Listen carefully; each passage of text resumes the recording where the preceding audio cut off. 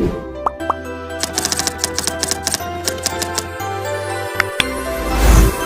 hai semuanya, kalau sebelumnya kita membahas mengenai titrasi asam basa, kali ini kita akan membahas mengenai titrasi potensiometri.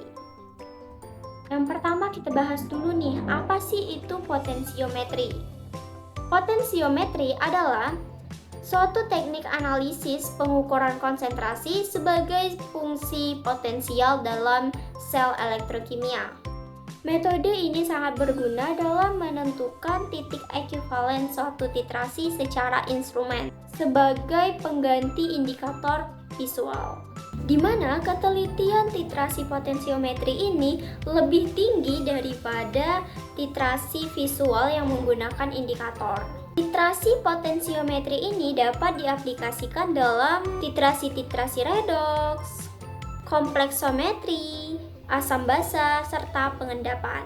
Adapun alat-alat yang diperlukan dalam proses titrasi potensiometri adalah elektroda pembanding, elektroda indikator, dan alat pengukur potensial. Pengukuran potensial dapat dilakukan secara langsung dengan menggunakan alat potensiometer ataupun secara tidak langsung melalui pengukuran pH menggunakan alat pH meter.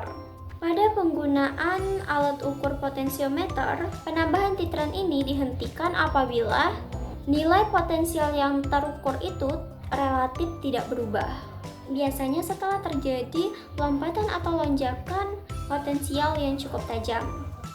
Untuk menguji kemampuan kita pada materi ini, mari kita membahas contoh soal berikut. Seorang siswa melakukan titrasi potensiometri antara larutan HCl 25 mili dengan NaOH 0,1 m.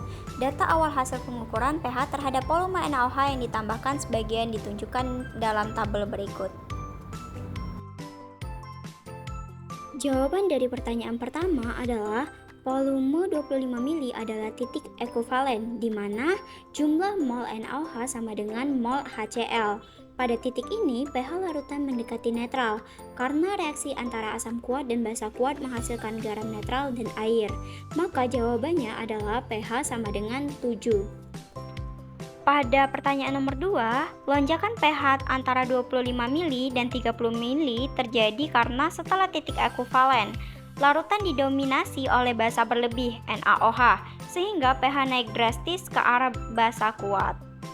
Untuk menjawab soal tersebut, langkah pertama yaitu kita harus pahami terlebih dahulu jenis reaksi yang terjadi, yaitu titrasi ini melibatkan asam lemah yaitu CH3COOH dan basa kuat yaitu NaOH. Maka reaksi yang terjadi adalah sebagai berikut.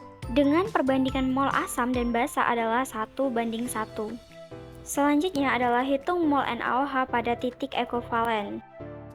Karena perbandingan mol 1:1, maka selanjutnya adalah kita hitung konsentrasi dari CH3COOH. Jadi, konsentrasi CH3COOH yang dititrasi adalah 0,2 m.